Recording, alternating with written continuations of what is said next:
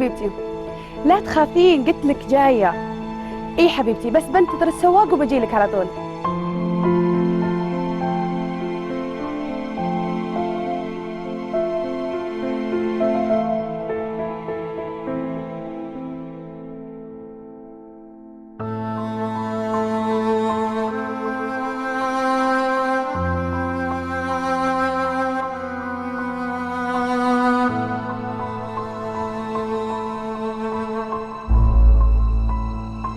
تربية أطفالك والعناية بهم مسؤوليتك أنت، لا تتركيها لغيرك فتفقديهم.